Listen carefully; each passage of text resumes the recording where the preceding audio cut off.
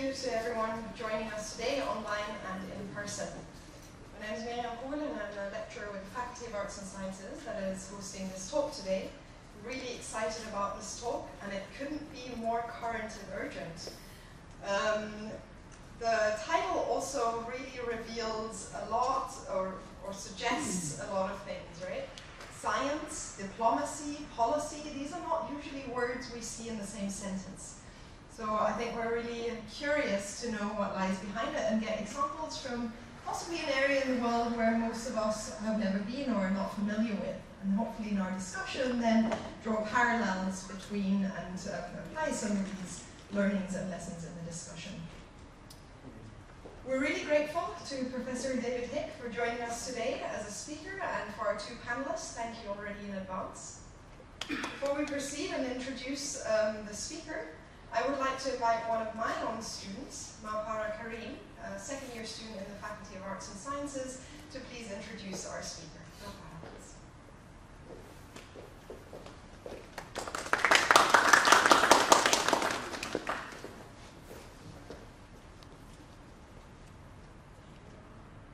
Good afternoon, everyone.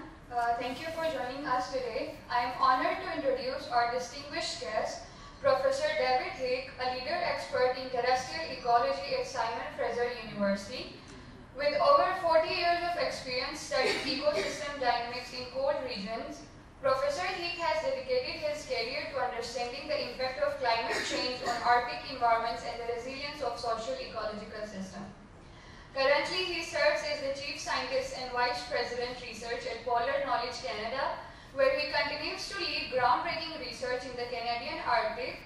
His work has spanned the Yukon Mountains and beyond, combining long-term observation with experimental studies to examine the complex interactions within these fragile ecosystems. Professor Hick is also recognized for his contribution to science diplomacy in Arctic research and has received prestigious awards, including the Royal Canadian Geographic Society's Gold Medal and the Polar Medal from the Government of Canada. In addition to his research, Professor Hick co-created the highly acclaimed Mountains 101 online courses, which has inspired learners worldwide to appreciate and understand mountains ecosystem. Today, he will share his insights on can science diplomacy impact global climate policy, lessons from the Canadian Arctic. I believe this talk is especially relevant for all of us as it highlights the importance of scientific collaboration in addressing the global climate crisis. Please join me in welcoming Professor David Hick.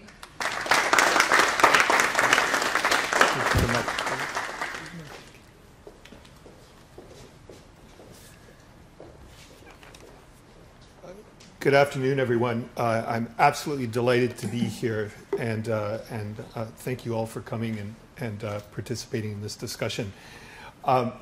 As you heard, my background is more as a natural scientist than as a diplomat or a policymaker, but over the years, over the decades, it's inevitable that you become involved in those sorts of activities. Some of the urgencies around what's happening to our planet, biodiversity, the climate, issues related to inequity, and how we find a way of collectively addressing those, not just within our borders, but as a global community, I think are really important. So what I wanted to share with you today is a little bit about the way that science and the knowledge that we gather through research activities, through mobilizing our understanding of the natural world, and the way that humans exist within that natural world, has influenced and could influence even more climate policy. And I think this is particularly timely, given that next Monday the UNFCCC, the UN Convention on Climate Change, COP29 meetings, the Convention of Parties, will convene in Baku in Azerbaijan to really look at the implementation of the Paris Agreement, those critical targets to maintain the health of our planet. So let me just begin. Let's see, make sure I press the right button here. There we go. I just don't think we can dismiss how inadequate we've addressed this global crisis. The latest UN reports, and I'll summarize a little bit of that in the context of this presentation, really demonstrate that we're not on a path to reducing emissions sufficiently to prevent some of the most damaging outcomes of warming. 2003, 2004 really shattered global temperature records each month from June of 2023 to June of 2024. Set new average temperature records. In August of 2024, global temperatures were 1.51 degrees above the pre-industrial average. And that's sort of the target we've been trying to stay below. So we're really not on the right track. And this figure here just shows the classic atmospheric CO2 monitoring curve from the Mauna Loa Observatory in Hawaii. And you can see plotted against that increase in atmospheric CO2 concentrations, the various climate meetings from Kyoto through to Copenhagen to Paris, and not updated to the last 3 years. But really we're not making much of a difference in the actions that we're taking. So I think what's happening in the coming weeks will be really important to try to see if we can change that trajectory. So that's sort of the context. I just wanted to say a few things about climate science and make a few connections to the Arctic. And the last week I was in the Hunza Valley, and I've spent most of my life working in cold places in high mountains and the Arctic. And I just felt so at home there, but I also recognized the same signs of climate change that I see at home and in other parts of the world. So I just sort of wanted to say a few things just so that we all are in agreement on the sort of issues that we're trying to address. So there are natural causes of climate change and there are human causes of climate change. And those things are not as easy to separate as you might think, but we do a pretty good job of understanding what the anthropogenic influences, and those are the things that are driving the rapid warming. And really that's a function of the increased concentration of greenhouse gases, like CO2, like methane, in the atmosphere, and trapping more of the sun's radiation within the atmosphere at the surface of the Earth and causing warming and all of the consequences that flow from that. And you can see that atmospheric CO2 has increased dramatically since the Industrial Revolution, and particularly in the last century. So we're now exceeding, this is a graph that largely represents the reconstructed atmosphere from ice cores over the last 800,000 years. So that's the CO2 concentrations in the atmosphere over the last 800,000 years, and we've greatly exceeded that in a very short period of time. And there's a strong correlation with that increase in greenhouse gases in the atmosphere and planetary temperatures. And again, we're exceeding the entire record of civilization and what humans have experienced and been able to thrive. All of our different societies have thrived within that climate envelope, what people have described as a safe climate space, and we're greatly exceeding that with, I think, increasingly anticipating and understanding what the consequences of that will be. So really, we're understanding climate change as just, an unrelenting day-by-day series of disasters in the short term and an existential threat in the longer term. So what can we do about that? There are numerous indicators of just how far off the charts we are right now. And I'm not presenting this as sort of a doomsday sort of scenario, but just to recognize, for example, in 2023, there's a number of things like Antarctic sea ice extent, or world ocean temperatures, or the area of forest fires, or of forests in Canada that were burned. They're all off the charts of the records of of the last 50 years, and so, or even longer. And so trying to understand why things are changing so rapidly and persistently is one of the challenges that we have. But it should be a big exclamation mark on how we use the science, the knowledge that we have, to inform policy and action. And there are many reliable sources of climate data, and in fact many of them are updated daily because they use remote sensing or satellite data. So for example, one of the things I'm interested in is what's happening to the cryosphere in the Arctic. The cryosphere is snow and ice and permafrost and glaciers or ice sheets. So you can see for Greenland, for example, up until the end of the melt season a few weeks ago, the red lines are 2024 against the long-term average in the blue lines. So you can see the spikes when there were warm periods, very warm periods, and extensive melt. Greenland is one of the main contributors to sea level rise at the moment, and that has effects far away from the Arctic and into the rest of the world and low-lying coastal regions. Arctic sea ice, again, pretty much daily we can look at the extent of Arctic sea ice and how reduced that is in its extent and its thickness across the Arctic. So there's lots of information available. The question is, how do we use it? How do we integrate it? Because these are sort of trends that interact with each other. And the thing that I just want to either introduce for you or remind you of is that there's a concept around tipping points. This is that as things increase over time, as they warm over time, or there's changes in ocean circulation, there are certain parts of the Earth's system, of the Earth's climate system and the environment that are more likely to tip over into into a new state, and one that's less desirable. And in a recent analysis, there were 16 global tipping points that were identified, and 9 of those occur within the polar regions. So the polar regions being the Arctic, the Antarctic, and high mountains, or what is called the third pole. And that 5 of those tipping points are likely to be crossed at between 1.5 degrees and 2 degrees global warming. So those are the red dots in the figure here, and the other tipping points are likely to occur with additional warming, but we're still at risk of those being problematic. This is a map that shows pretty much the same thing, tipping points, but it shows them not as points, but as geographic extent. So when we talk about warming of Arctic sea ice, it's the whole northern region. When we talk about thawing permafrost in the Arctic, it's the entire boreal region.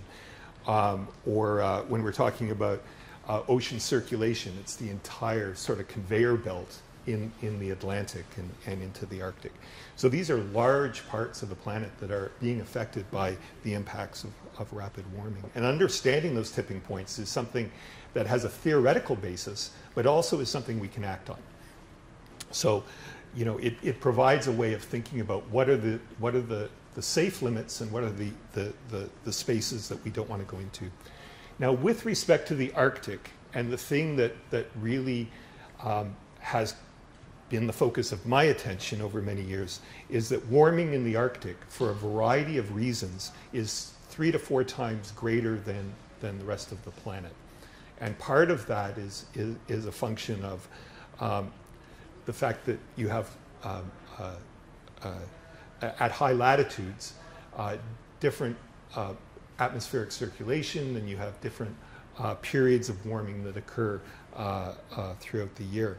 And so the impacts of that warming on the environment, on plants and animals, on people, have been very pronounced.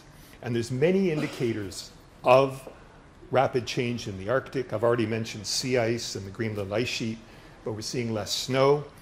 We're seeing thawing permafrost and gas hydrates and methane emerging from the land and from the sea shelf. There's a change in economic activity, access to resources, shipping through the Northern Sea route or across the Arctic Ocean. and changes in biodiversity. And that's sort of at a global scale, but as you drill down to look at what the impacts are on, say, a particular species or a particular system, and I'm going to use an example of caribou. So caribou are large ungulates that exist in large herds, sometimes almost 1 million animals, sometimes smaller herds, and they're a really important subsistence species for indigenous people in the Arctic, in the North American Arctic. In Eurasia, reindeer herding is a very important practice and an important food source and economy for Sami people and indigenous peoples in Russia. The impacts of climate change are sort of, not singularities. There's impacts on the weather. You can have rain on snow that makes it difficult for them to forage when the ground is frozen. We see in summer the warmer temperatures lead to an increase in biting insects, and that harasses the animals and they can spend less time feeding. There's also an increase in diseases and parasites in those animals because the life cycle of many of those organisms is facilitated by having warmer temperatures, not having cold winters to kill them off. And so, that affects the health of the animals, but it affects the health of the people who rely on them for food and their food security and food safety. And of course, there's all the other development that's taking place, industrial development that takes place in the north as well. So a lot of our work is focused on looking at the impacts of climate change on key parts of the environment in the Arctic and how it affects animals, plants, people, and economies. And Inuit, just as an example, so the Inuit people that live in the high Arctic, in Siberia and Chukotka, in Alaska, in northern Canada, in Greenland, really identified some of the risks for them personally of climate change related to food security and food safety, water security, access to health services, increased stress associated with warming, and the hazards of traveling on a rapidly evolving landscape. People travel across the sea ice, and it's becoming unsafe and unpredictable to do that. So that's the context in which I work. And I just want to introduce a little bit more about myself and where I've been living for the last, over 3 years now since I took on this position with Polar Knowledge Canada, which is the Government of Canada agency that leads and coordinates and funds, in many cases, northern research. So this is the community. You can see the little red star on the map of Canada. And this is the community of Iqaluit-Tutqiaq, or Cambridge Bay, in Nunavut on Victoria Island. Now, Victoria Island is the 8th largest island in the world. It's 217,000 square kilometers. It's the same size as the main island of Japan, of Honshu, which has a population of about 112 million people. Victoria Island has a population, combined 2 communities, of about 2,300 people. All right? So, and this is typical of the Arctic. Small communities, very remote, there's no roads, but people have lived there for hundreds and hundreds of years and thrived in that environment. Just because it's cold and dark doesn't mean that in the winter doesn't mean it's not a great place to be. But here's just sort of a close-up of the community. In summer, the reason I'm there, you can see those big buildings in the center of the screen. That's the Canadian High Arctic Research Station, where the Government of Canada has invested in infrastructure to support research on a variety of different topics. And the work that we do is very much co-designed and co-implemented with Indigenous organizations and communities across the north. And there's just a picture at a different time of year. There's a good 6 or 8 weeks when it really never gets much much warmer than -50.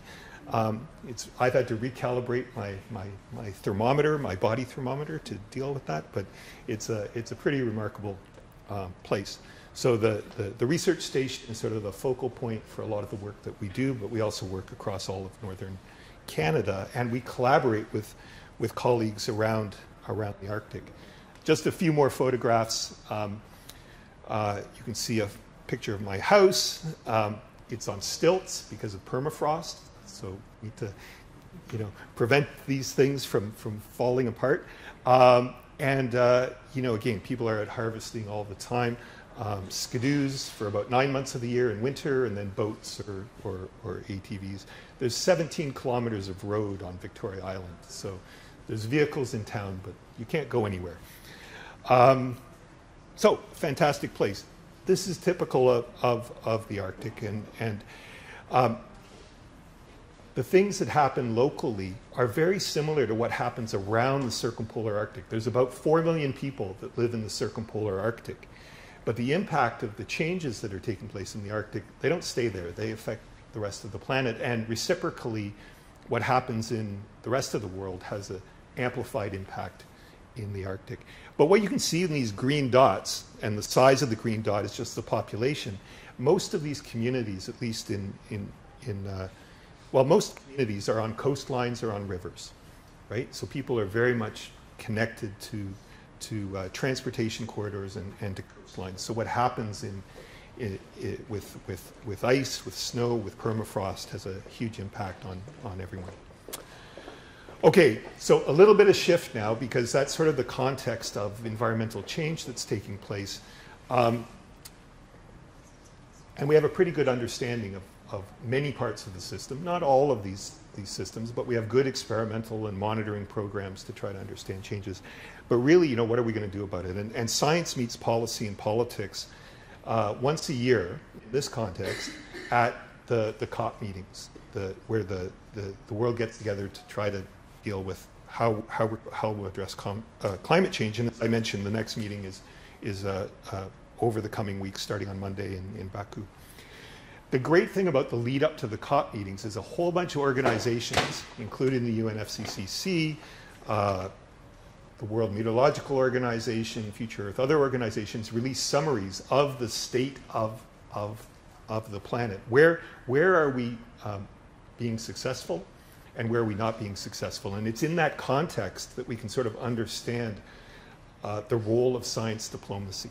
Because where we're failing, there's opportunity, and where we're succeeding, one could argue that we've had some success. So I just want to briefly summarize a couple of things from these reports, just to sort of give you a little bit of context for that.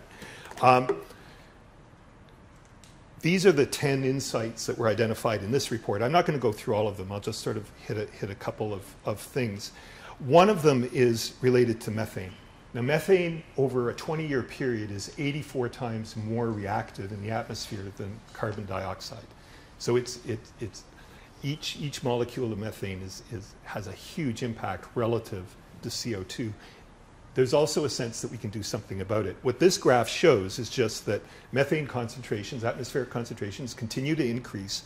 And whether we use satellites or whether we use bottom-up sort of measurements from the ground of those emissions, there's a number of, they're a little bit different, but they're similar enough that we can see where we could potentially take action. And all countries, including Canada, including Pakistan, have signed a global methane pledge to reduce emissions by 30% from 2020 to 2030. And I think there's, when I look at for different countries, they have a national methane action, plan, pathway. There's a lot of optimism that this is achievable, and that's a key part of how we deal with climate change, is that it be achievable. The second thing that they highlighted, and this is something I would have highlighted as well, is the change in aerosol emissions. So aerosols are just tiny particles of air pollution. So from fires, or from traffic, or from industry, or dust, from natural dust. We've been pretty successful, and it's a huge public health issue, right? Aerosols. We've been pretty successful in the last decade in reducing some aerosol emissions, but the consequence of that is it's unmasked the full impact of CO2 in the atmosphere. So as we successfully reduce aerosols, we're seeing some of the worst impacts of increasing CO2 on the climate system. What this figure shows is in red where the aerosols have increased over the last decade. And the little boxes at the bottom, or the arrows at the top, just show that it has an impact on the local, through air circulation, on regional climate impacts, increases in temperatures, changes in precipitation regimes, things like that. And you can see, some of the most impacted areas. I already talked about forest fires in Canada. You can see also in this part of the world, there's a huge potential for aerosols to have an impact on the climate system. So, again, additional research is showing that everything's not about greenhouse gases. There's other things in the atmosphere and lower in the atmosphere that are having an impact as well. What this leads to is an observation that the increases in heat and humidity in many parts of the world are putting more people into vulnerable situations. There's about 600 million people that live outside of sort of physiologically habitable environments right now, and there's significant potential for an increase in population exposure to extreme heat and humidity as temperature rises from 1.5 to 2 to 3 degrees. And by, unlivable, it's sort of mean annual temperatures of 29 Celsius and above, but with extremes. So that's another thing. And then the other thing that this report looked at, and this was really enlightening for me over the last week with being with colleagues and researchers from AKU and from Canada, is understanding what some of the extreme consequences are on maternal and child health. And so this is one of the places where there might be some potential for action as well. But it's certainly highlighted as one of the changes. I won't say more on that, but maybe it'll come up later on in the discussion. And the final thing I want to highlight is that we will never be successful in addressing climate change in science diplomacy, in influencing policy, unless we deal with fairness and equity. And it's really a prerequisite for successful climate transition, for adaptation, and for policy. And in particularly, strengthening and incentivizing participatory mechanisms for people to participate in actions. So there's an increasing conversation about how to make sure that we don't sort of overlook the need for being inclusive in how we deal with things. So that's, and there's so much misinformation and disinformation out there that, we take positive actions, but there's enough naysayers in the world that see either economic cost or political cost or just denial of this. What if it's a big hoax and we create a better world for nothing? That we have to deal with that as well, and science diplomacy has a role to play in that as well.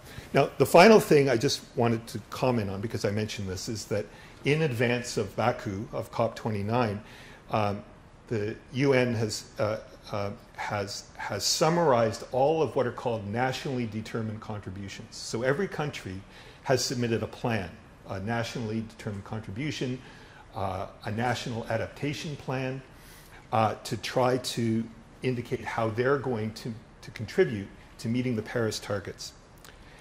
And this is what it looks like. And this is as of last week.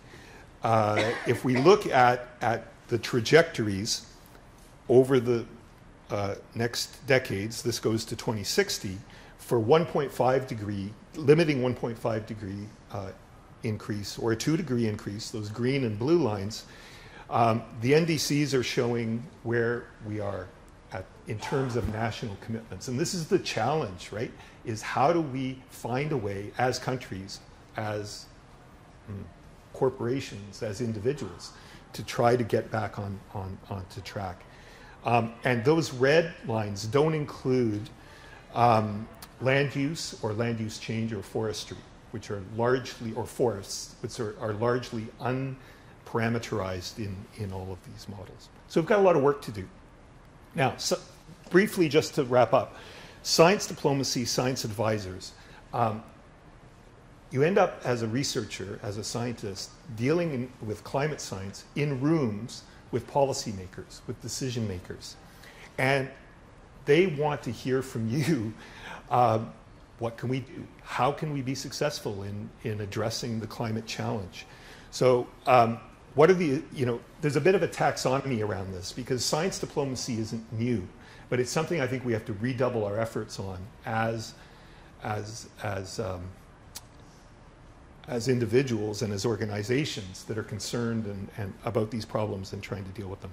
So there's sort of a taxonomy that's evolved around science in diplomacy, or how science informs, foreign policy objectives. Science for diplomacy, and that's mostly what I've been involved in, is how scientific cooperation can improve international relations and find consensus for some of these tricky problems. And then diplomacy for science, where actually diplomats help us to be successful in international scientific activities. And there's really 4 ingredients that this is all you really need to remember from this part, is for science diplomacy to be successful, there needs to be cooperation around funding and resources. You need to have a way of convening people, bringing people together to share information, to learn from each other. We need to be willing to share information. There has to be free and open access to data, to information. And you have to build trust. We have to believe in each other and find that consensus to solve these problems, because they go beyond national boundaries. There's things domestically we need to do that require that same effort, but globally, as a community, we need to find a way to work together. So if we go to COP29, so the COP29 lead negotiator, Yelchin Rafiev, has been leading this over the last year in preparation, and has talked about a vision and a science strategy around diplomacy, around climate diplomacy. And in fact, there's a scientific council attached to COP29 that's trying to facilitate all of that. And those national representatives are informed by national science advisors. And I just want to underscore how important it is to have a mechanism within government that's informed by the academic community and by society to advise on how we can achieve these targets. So in Canada, we have a chief science advisor for the last 9 years, Mona Niemer, and she does lots of things, but one of the things she does is bring together the scientific advisors across the federal government, across agencies, and in fact we include our provincial and territorial colleagues in that. I'm part of that group. There's a youth council, so broader perspectives, and there's lots of sorts of reports and summaries that are provided. But much of that feeds into the way that Canada identifies its contributions in the COP, in the climate space.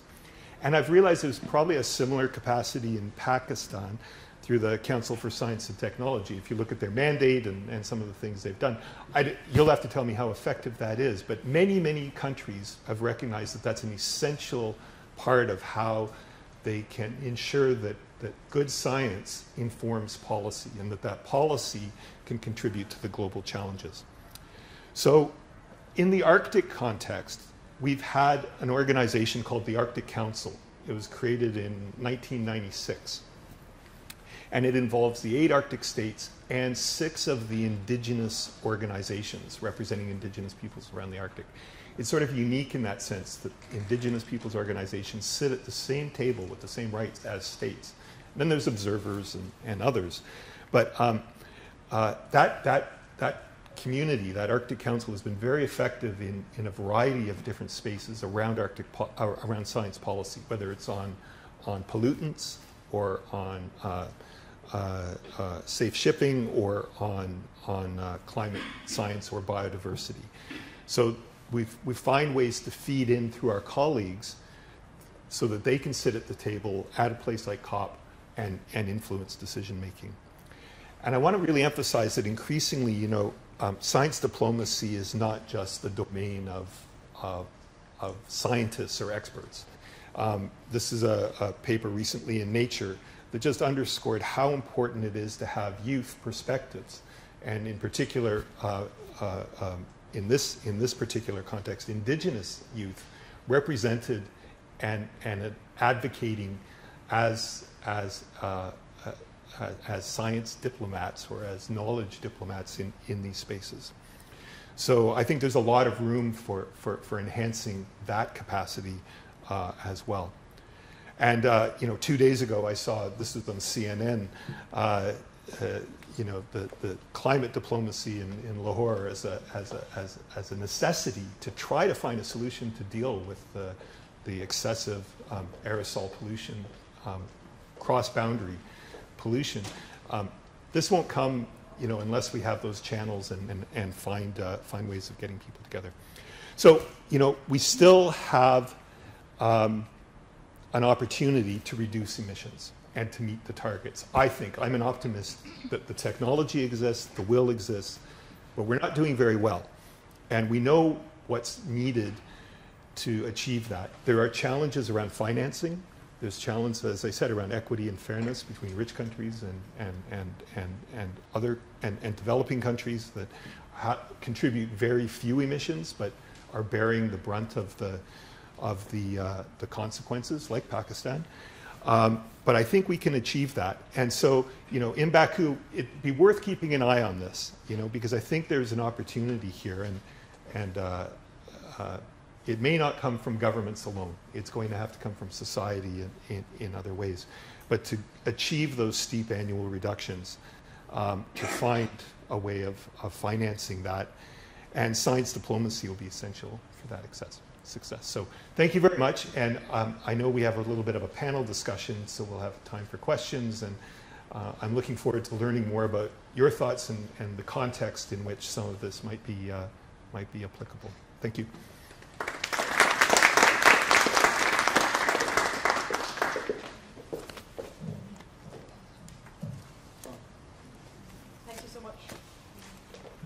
Thank you so much, Professor Hick. That's been really inspiring, even for someone who thinks about climate and works on climate every day. Always some new perspectives, and I love the optimism to look forward to what we actually all can contribute to science diplomacy.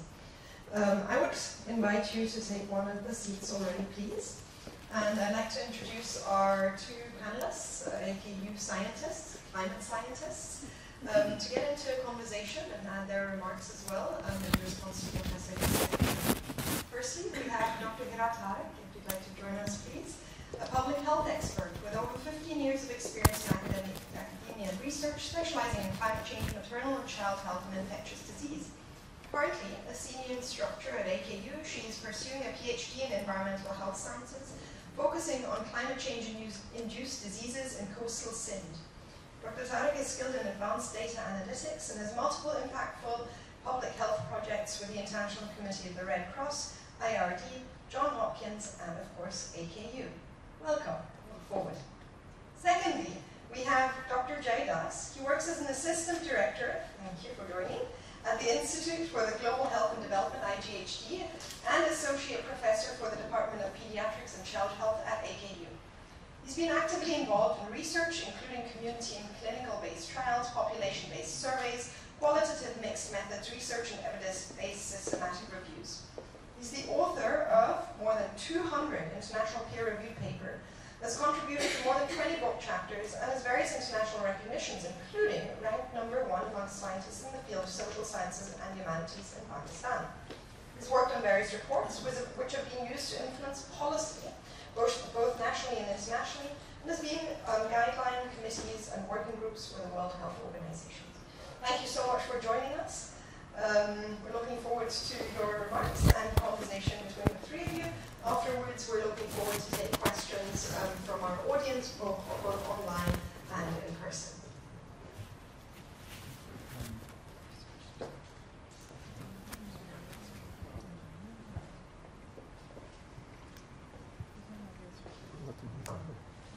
Get this one off so that we don't get feedback. So, thank you, Miriam, for this kind introductions, and thank you all for joining. First, I would like to thank Professor David Hick for such an insightful talk that he gave.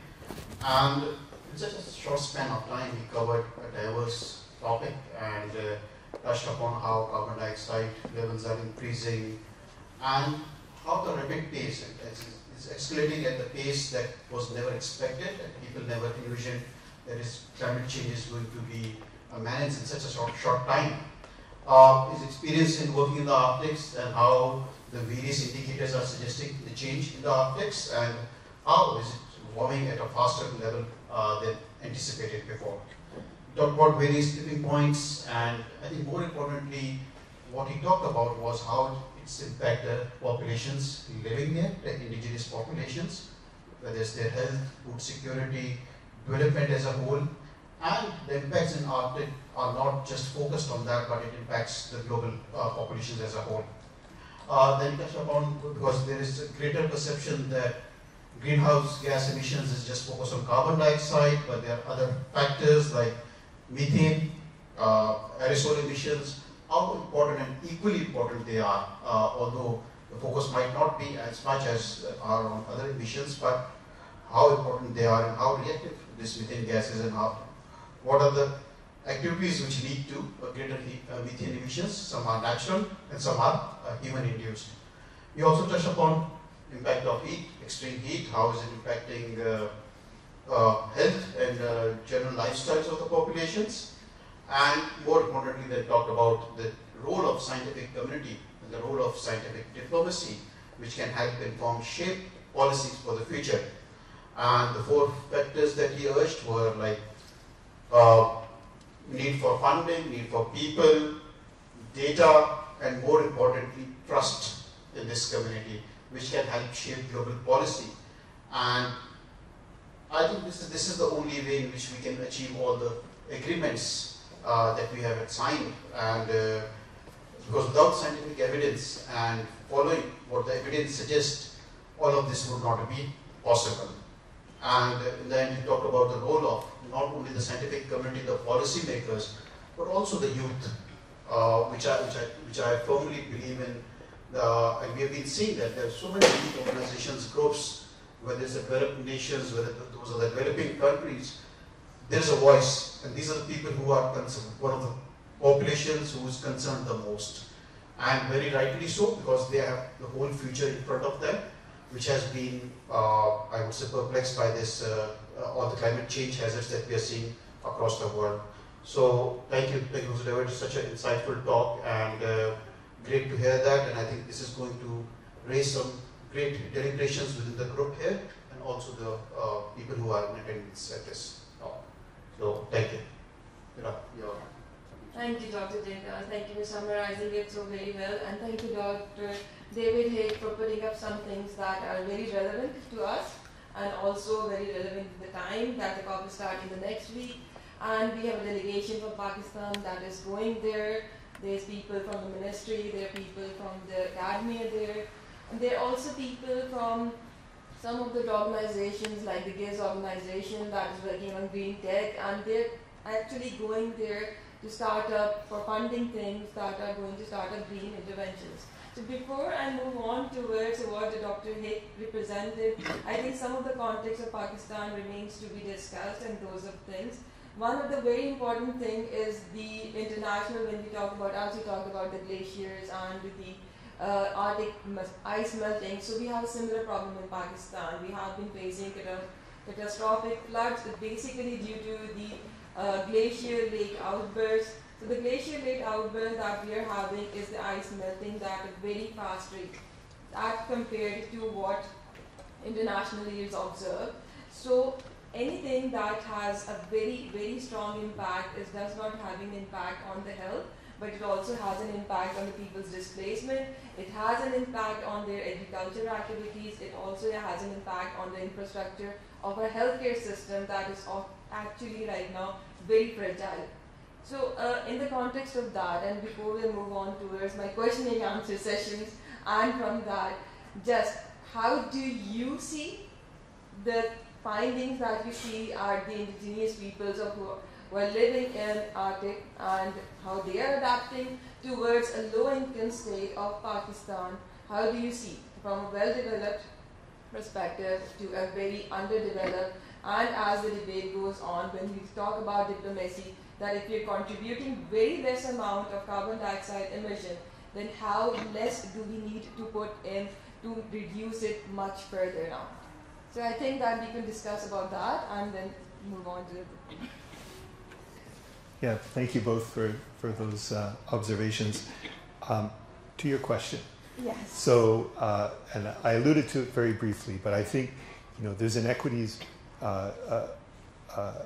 between countries around the world, but also within Canada, and in particular for Indigenous communities that live outside of the population centres, further away from where services, healthcare services, education, access to basic services and materials is more expensive just because of distance. And the assumption that they're they're experiencing many of the same things that as what I saw in when I was in Hunza,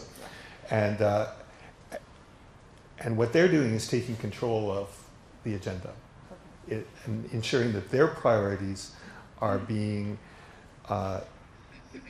the issues that are being addressed. And they're doing that in Canada. At least we have over the last 25 years established what we call modern treaties or land claims agreements with Indigenous peoples, primarily across the north, but really all across the country.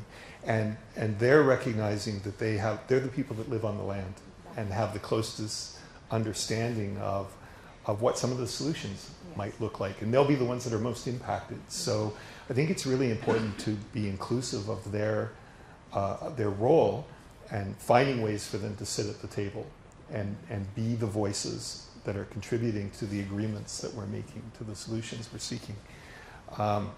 That's an ongoing process, but I think there's more similarities than differences. Yes. But it's about that, empowering communities. If we look at across the globe, most of the innovative solutions that I've seen are coming from cities, from municipalities, from local governments, not necessarily from national governments. National governments need to lead on policy, they need to provide some financing, but the implementation is often at a local level. And I think it's as a researcher, as a scientist, it's important to ensure that we're reflecting on that and being inclusive of that role of local communities and local knowledge and Indigenous knowledge in where it's relevant in finding those solutions. Thank you, Dr. Hay. So with your question of going from the data-driven approaches, so one of the things is that the platforms that are available for sharing the data is not readily available for all the communities. For example, if I talk about in the context of Pakistan, so the data that is generated from the ground, there's no international repository to deposit that data. So when we talk about climate data, it's not only the satellite data that is coming inside. So we have like small sensors that capture the ground data. And in places like Hunza, we do have kind of projects that can kind of predict and even gather a landsliding data on a daily basis, or they predict those. So, but the depository to put up that data and later use it for some purposes, it's kind of somewhere that we are a little lag behind that. So that's one of the things that internationally there are databases. There are international databases that you have. Formally in LMICs, that's the point where you do not have it. And then when we talk about indigenous practices, so indigenous practices definitely come as handy in most of the things. For example, one of the projects that I would share about right now over here is on flood effects in rural Sindh. That we are doing in a state district Jamshoro, and it's a very small community union council of Jangara there. The houses are mostly mud houses, and that area is near the Manchar Lake. The Manchar Lake is, by the way, the largest lake in Asia of fresh water, and it's the most polluted one right now as well. Because so people cannot utilize the water that's available in that largest lake. So the water that they drink is highly polluted right now, and what are the practices they have? They have the least possible right now resources to kind of like even boil that, because they need fossil fuels for boiling that, and it's caused a lot of pollution. So they do not have the resources. What is the other resources do they have? They have kind of negative kind of resources to that, and for that they need something to purify that water. Either it is chlorine, either it is boiling, or either it is using a filter. So one of the interventions that currently CHS is involved is like adapting the filters to a locally made water coolers and then using as the water purifying form on the household basis, which is very low cost and cost effective as well. So these are just one of the interventions that we are going about to see how if that can be implemented in a district where the resources are less, also the districts that are most affected. So that's one of the interventions around flood effects. The other one we are looking at right now is on adaptation of kind of heat adaptation measures, so at an urban scale and also at a rural scale as well. Some of the findings that we discussed was that they are very small, low standard and very low cost things that can be used for adaptation practices. And I think Dr. Jaja's study about the pregnant women that is also on adaptation practices is more relevant to how indigenous people are adapting right now to themselves and how later technology can be used to help them in advance. So Dr. Jaja, would you like to say something about that? Right, thank you. So I was coming to this point, the indigenous practices, and before sharing my experiences, we were in Hunza, and for the first time, at least I heard the concept of glaciers being made of reeds. So I'm not sure how many of you are aware of this, and I think it must have been a first experience for you also hearing that. So, and they have their own solutions. You talked about solutions, you talked about having some indigenous thoughts when it come to this global policy and global solutions. So what was your take when you heard of this marriages between glaciers, the glacier harvesting, and the male and female?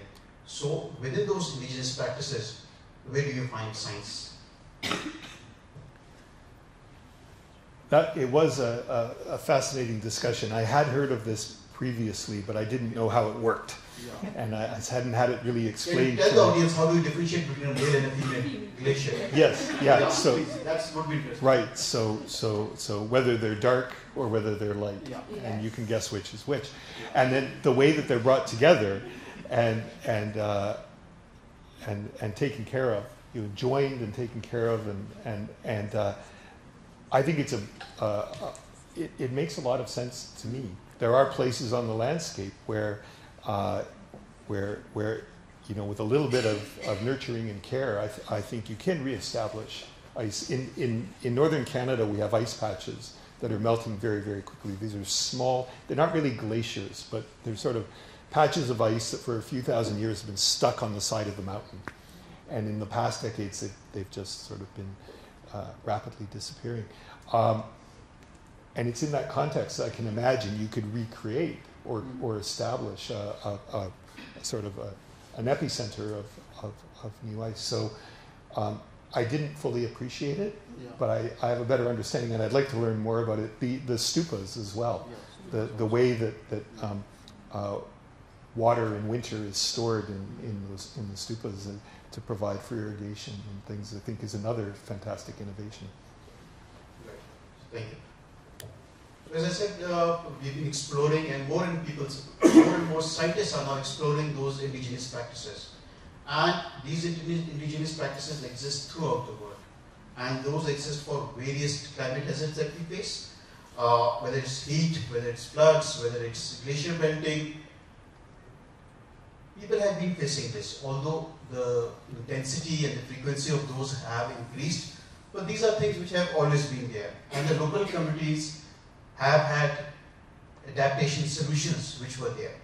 And as Hira mentioned, that we are working on some of those solutions. And before embarking on this project, we first started looking at what the global literature suggests, and also talking to the people, to the communities.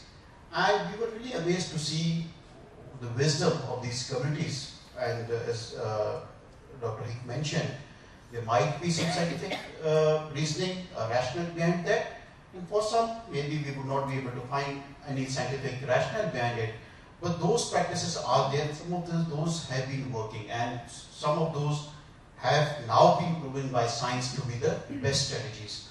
Some of the few examples that I like to give is that one of the projects that we are working on, especially in the context of Pakistan, is to improve the adaptation of the existing structures. So of course, if you see in Karachi, the way the Karachi has mushroomed, the way the Karachi has been built, I don't say if you would use a positive word for that, or it has been destroyed. So ideally people ask me what should be done. The ideal solution is that you bulldoze the whole city and then you make a new city altogether. But of course that's not possible. So we have to find ways in how we can improve the heat within those households. And yeah, so absolutely. So we talked to the people, and if you see the old houses that were built in the rural areas, or even in Karachi, you go to those areas of Sadr and Garden, you see these old structures. People at that time knew that what heat is, how can we do those structures to reduce the heat impact, how can we improve the ventilations. If you go to the rural areas, these mud houses, the long roofs, the Jali system of the Mughal Empire, you see those verandas, you see these cross ventilations, you see those windows at the top, and all of these were made for a reason.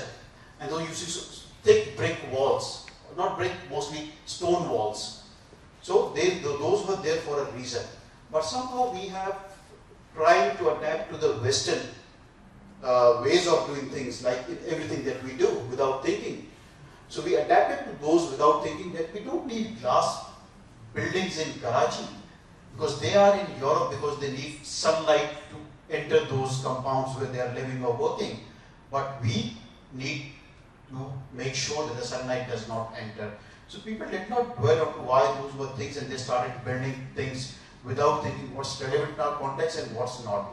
And I think in this way, sometimes the role of this media is the social media now, it also plays a role.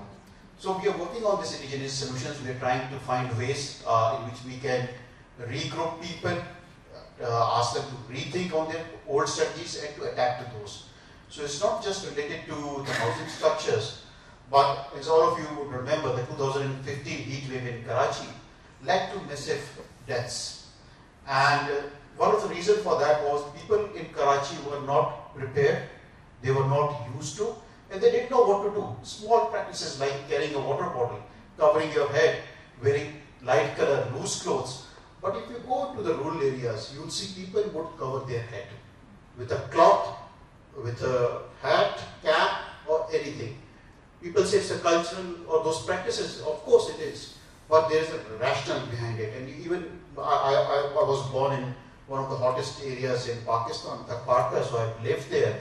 And I remember when I used to go out, my grandmothers and all of those ladies knew what to do: carry water, cover your heads, wear light colored clothes.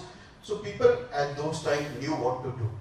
So these are some of the things that we are working on. Even we are working on some foods. As you would hear, people would say, okay, don't eat these foods during summers, don't eat those foods during winter. As in Urdu, people say that iski garam taseer hai ya iski thandi taseer hai. There is a reason, and we are trying to explore to see whether there is a science behind it or not. So, as we all have been discussing, and there's a greater talk regarding this indigenous solutions do have a place in this, and we need to explore and find some scientific rationale behind those indigenous solutions. So, moving forward now from these indigenous solutions, let's talk about the main crux of the talk, which was how scientific diplomacy can play a role. So, if I ask you to define scientific diplomacy in a couple of sentences, how would you define it?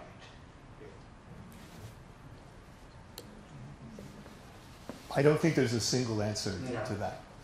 And as I said, it's the intent is to provide knowledge to other users of that information that can inform policy, that can influence how decisions are made that will achieve, those larger outcomes.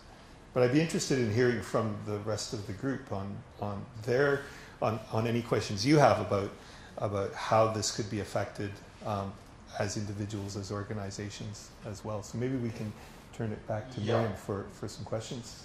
Absolutely. And before moving that, I think there's on one end there is this scientific diplomacy, and on the other spectrum there's misinformation, disinformation. And today we saw an example how misinformation can play a greater role and how it can lead to decisions from the people and can lead to changes in the global community. So, do we have a mic or? Great, thank you. Yeah, I'll just pass this around. Thanks. Thank you so much for the discussion already. I think you could probably go on for hours. So it's really exciting. I'd like to first invite a question or two from the audience in person, and I have a whole number of questions online as well. Who would like to get us started in the room?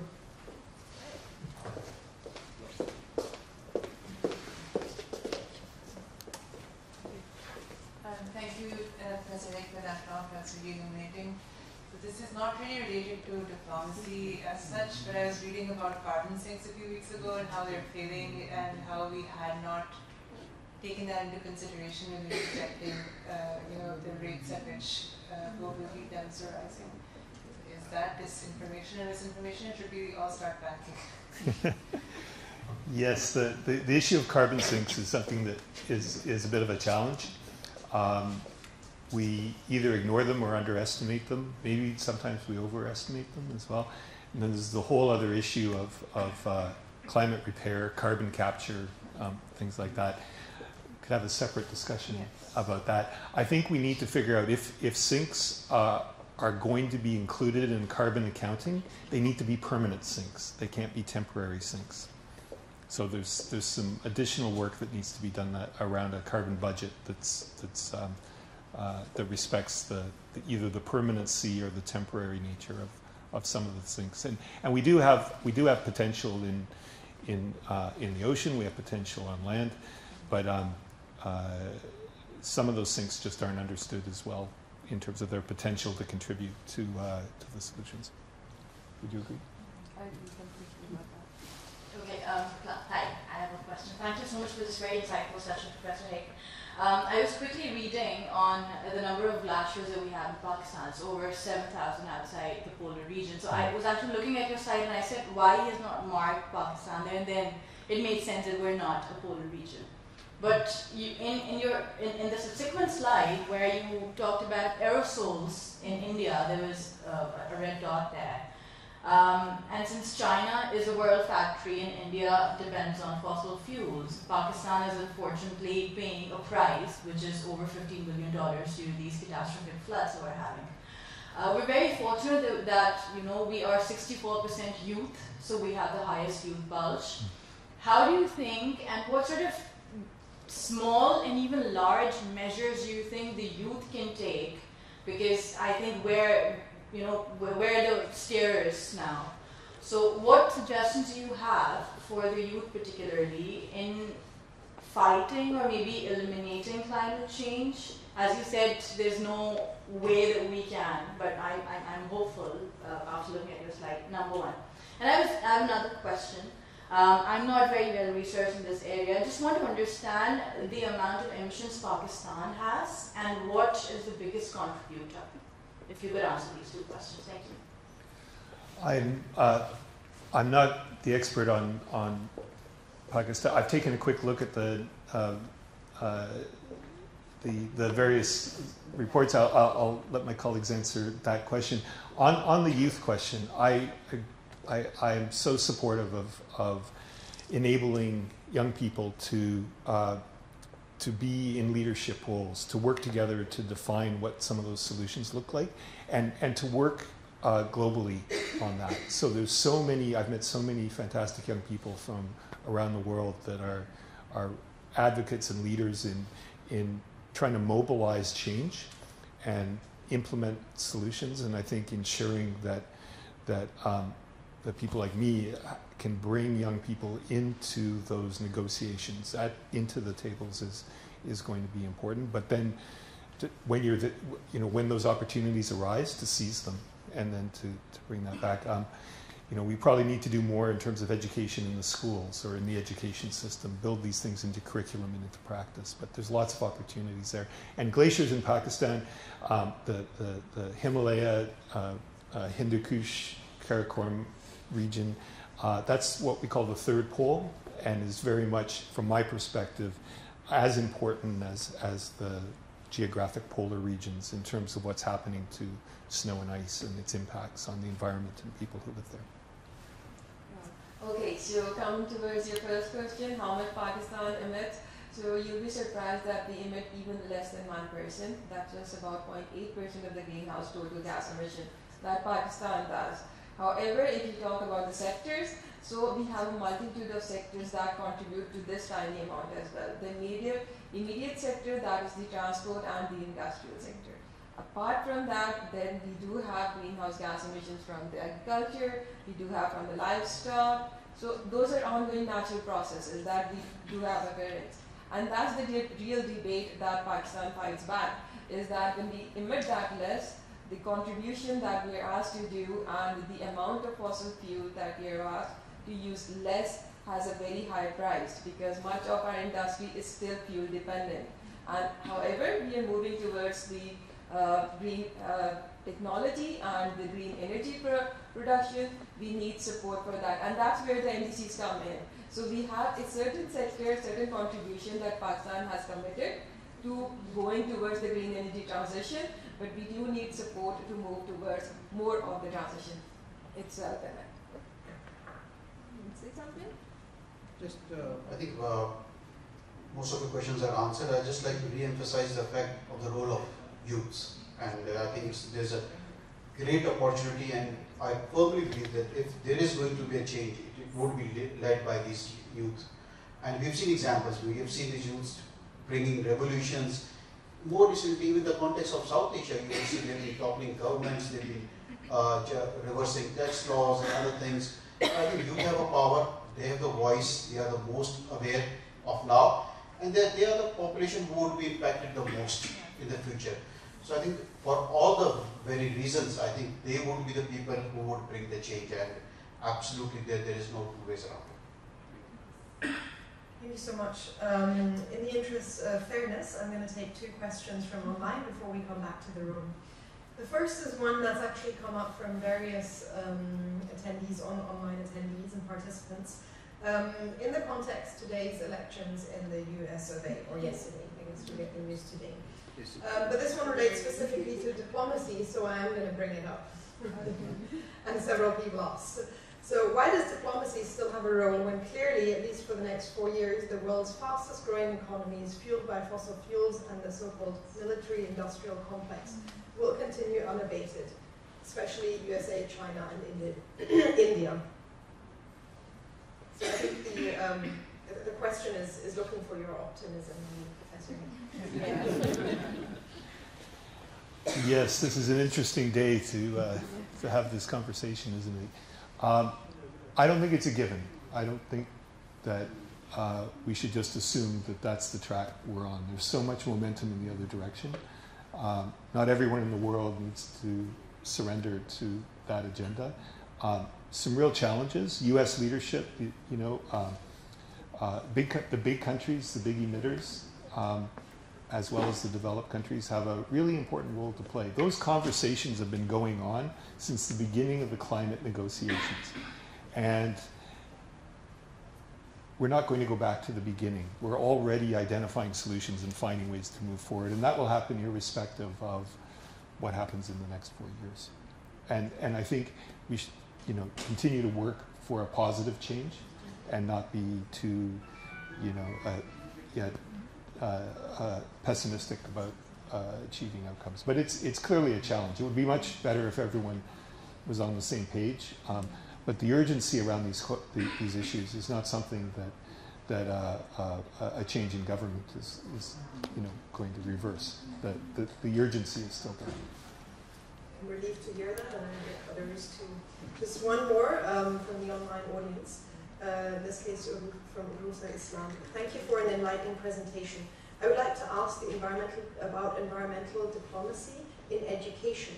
As you said, it is not the domain of scientists and experts alone. However, youth must be an indigenous part of it, and there is a gap between environmental advocates and policymakers.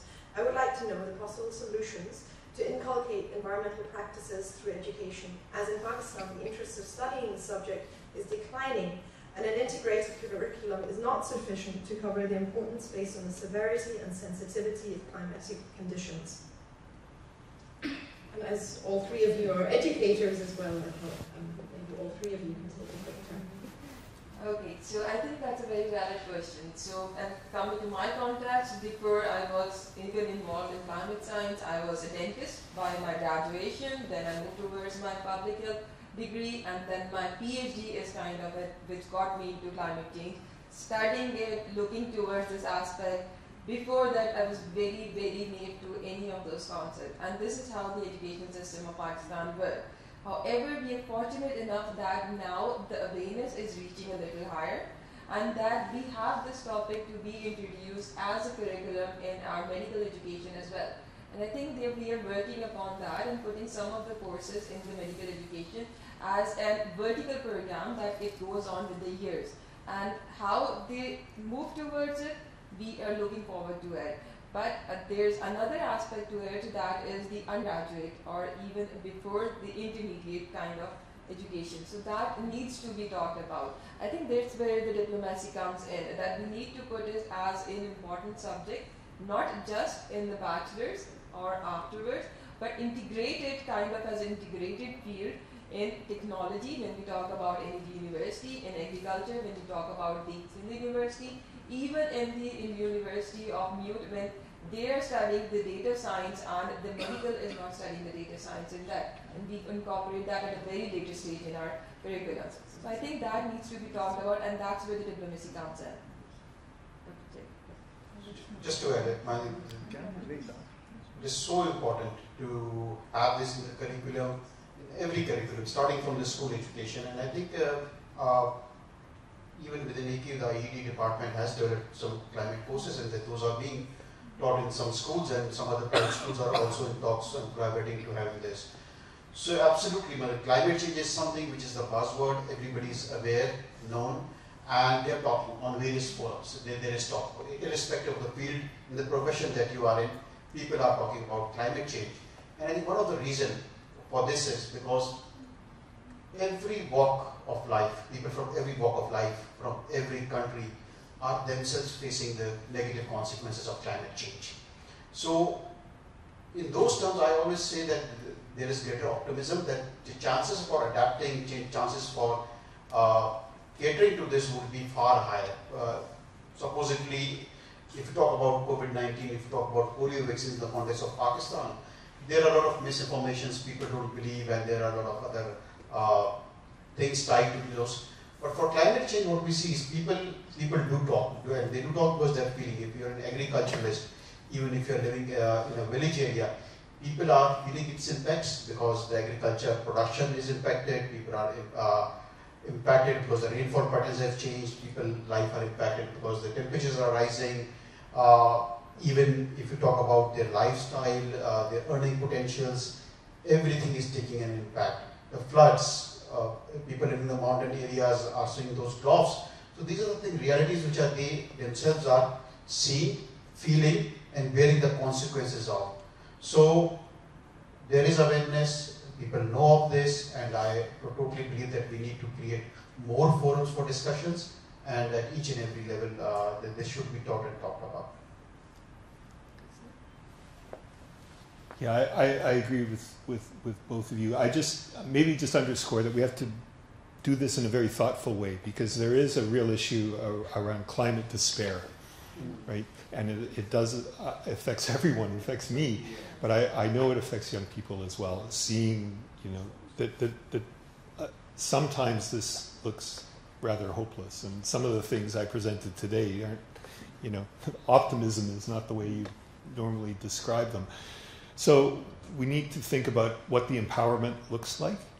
You need to have the knowledge to understand what the issues are, but we have so many solutions that we potentially could implement as well, and that's where we have to work together. And I think whether that can be done in part formally through curriculum, that's important, but also in other community contexts, through sport, for example. Yes, very important. Yeah. Or through other activities. So I think there's ways to create that positive space to address solutions. Adaptation, mitigation, are all going to be part of the solution. things are. We will have extreme weather events. We will have disasters. We will have challenges, and we haven't turned the corner yet on the impacts of climate change. We haven't reduced emissions. That's a collective responsibility. I think there's another risk of imposing this on young people. Say it's your problem to solve. I don't think that's the approach we take as well. But we need to acknowledge that youth and young people are huge, are going to be able to help find a solution in the long term. So, again, we have to be thoughtful about how we do that and make sure the resources are there. Thank you. I'd like to take one or two final questions from the room. I know there was one burning one here. Thank you. Thank you. I have a question from Dr. Jaidas and Dr. Hira. Basically, I am working on displaced communities, so I have seen there are many development and projects are going on in Sindh and Balochistan, as Dr. Jaidas mentioned, that the development of underdevelopment. So I have a question regarding this. There are the coal mining going in Third and many other projects going on in Balochistan. So how do you see that Pakistan is using them as an opportunity or working on duty as to create a sustainability? So how do you see the future of Pakistan? And many private corporation organizations are still working there, but they are not providing opportunities to the locals. And even though we are damaging the climate, not creating any positivity that could contribute to the climate action. So this is my question.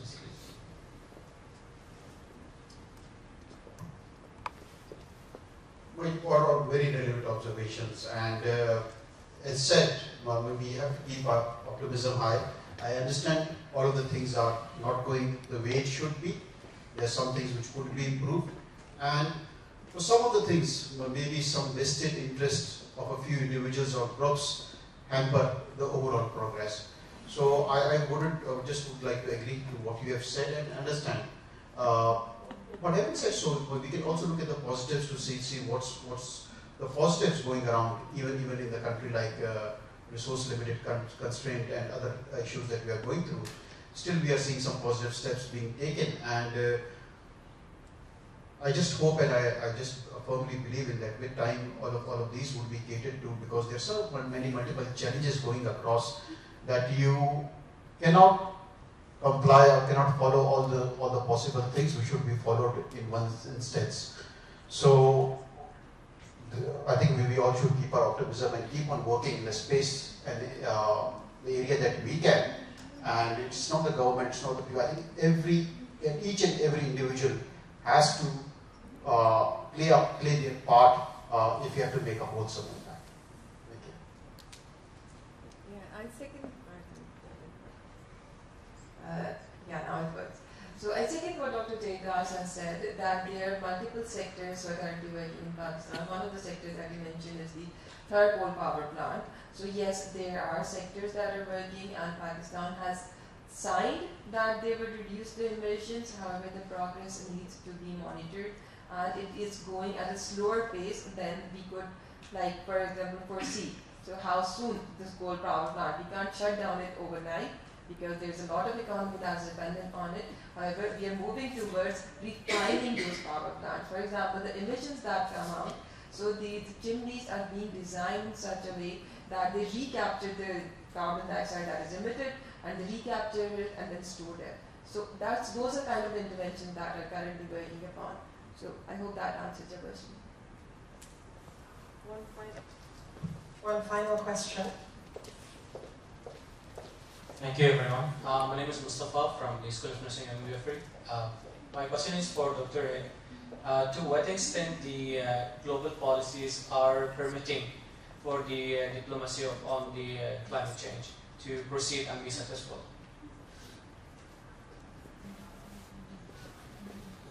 So if I understand, the question is really about how effective science diplomacy is. And I think that's... if you look at where we are, one could argue we haven't been successful at all. But I think that's a rather harsh way to interpret the way that science diplomacy has helped to shape the mechanisms that are in place whether it's the UNFCCC itself or the way that we're negotiating on the finance agreements or identifying the solutions for reducing emissions for dealing with other aspects of the implementation of the agreements. So we can be more effective, but as I said, it's really about who's at the table. And I think if there's any improvement that we could make relatively straightforwardly, it would be to include other people, other representation at the table, Indigenous youth, farmers. You know, I think their input is perhaps has been undervalued or at least underrepresented in those discussions. So I think if we've learned anything, or from my perspective, what I've learned is that we need to ensure that it's not just experts that are involved in those discussions. There's a role for experts, but really, given the impacts of climate change and global change, we need to ensure that everyone is able to participate, or there's broader representation in those forum where policy is decided and implemented. Does that sort of answer the question? Thank you so much to the panelists. But to give a formal thank you and closing remarks, I would now like to invite Dr. Stephen Lyon, the Dean of the Faculty Arts and Sciences. Thank you. Thank you very much. Thank you very much, panelists. Professor Hick, it's a real treat and honor to have you here. Of course, I am the Dean of the Faculty of Arts and Sciences. This panel, this talk is absolutely central and critical to what we're doing in the arts and sciences. We have a major, which is human environmental biology, which I think really is where a lot of the issues that you've been talking about come together. But every single one of our students, if they're doing history, if they're doing literature, if they're doing politics, actually that too is relevant for this conversation. One of the things you said, Professor Hick, is that inequalities, inequities are critical to this. And as you were saying, Dr. J. Das, about the Kachiabari here, the slums here, I mean, I would push back slightly on what you said, although I think you'll agree with me. It's not that these people are malignant or malicious. These people have no choice. It's not that they don't understand about circulation of air, but if you don't have a choice, you have to have a place to live. You are faced with homelessness, living on a bridge in front of Abdullah Shah Ghazi, or having a flat that is 50 degrees inside. You take the flat that's 50 degrees inside, because that's safer, that's more secure. And when we vote, we know that the climate crisis is massively important. We also know that when people are in the ballot booth, that's not what drives their vote. They're voting on something shorter term. We know that 5-year election cycles or 4-year election cycles are not ideal to tackle this problem. This is a part of the issue. We can have lots of examples of science diplomacy which are successful, but they're narrower problems. So tobacco is a good example of where science bore onto a problem that now I think the majority of the world understands the relationship between this habit and cardiovascular disease. We kind of won that battle, but the climate is a much bigger problem. It's a much more complex problem that requires, as Professor Higgs says, the 4 elements that you identified. People seems to be one of the critical ones, bringing in, of course, experts from multiple disciplines, bringing in people who are affected, the stakeholders, whatever that means, stakeholders, bringing everyone to the table for this conversation is vital. And that is why we have, pushing against the grain of what many parents want their children to do, we are not teaching careers in arts and sciences. We are teaching ways of thinking, critical thinking. We are trying to help people understand some of the most complex problems facing humanity today can never be resolved by one discipline. They can never be resolved just by talking to experts. We must have this broad, open, critical conversation. And it starts, I agree with you, particularly you said, it starts in primary school. My kids came home from primary school lecturing me on how not to waste water. That's the way it should be. My university students should be going home to their parents and saying, oh, Mom and Dad, there are other ways to think about this. I think there's a host of things that we get from this. I'm so grateful for you to take the time to come and talk about these things. to explain to us where the science has a part of this contribution, has a part of this this conversation. They can make a positive contribution, but also where the science fits into everything else, because the science is only part of this conversation. And science diplomacy is, at the heart of it, a complex, multidisciplinary, interdisciplinary exercise. So I thank you very much. I think this is a very useful conversation. It is a part of an ongoing conversation that we are having in the arts and sciences about the climate crisis. And I use the word crisis rather than change, because I agree with you. It is well beyond the point where we can just, passively say, whatever happens, what happens. We do absolutely need to take action at the individual level, at the municipal level, at the state level, and of course at the international level. I will not give my own talk. I already did give a little bit of talk. I will shut myself up because I know that's not why people are here. I want to thank you formally, and let me first start with some bouquet of flowers, because, I don't know, we love flowers here. This country does fantastic flowers. So Dr. J. Dust, please accept these flowers. Hira, thank you so much. Yes. And Professor Hick, I know you're leaving soon, but thank you so much. You do something with these. Now, we also, of course, because Professor Hick, where is Sadia? There she is. So because Professor Hick is new to SIND, we'll give this to Sadia. Sadia, I'm going to let you explain what this means and why this is not just a little piece of cloth. Thank you for the conversation, and let me present to you as Cindy Ajak. And we want you to know that this is not just a piece of pattern cloth. It represents the Sindhi tradition dating back 5,000 years to the Indus Valley civilization. And this Ajak for us Sindhis represents unity, pride, and honor. So this is a piece of our culture and a reflection of our tradition that we are honored to share with you. Thank you so much, Sadia. It's beautiful. Thank you very much, Sadia. Sadia gets to say that with some credibility because she grew up in Sindh and knows this culture very well. But Professor Hick, panelists, on behalf of the Faculty of Arts and Sciences, thank you very, very much. Please don't be strangers. Come back often and come back whenever you want. Thank you very much. Audience, thank you very much. We now conclude this one.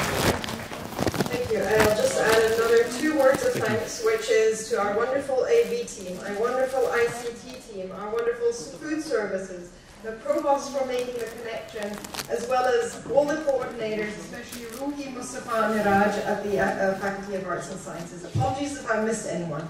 Thank you for all those joining online. For those who are here in person, there's refreshments in the pantry.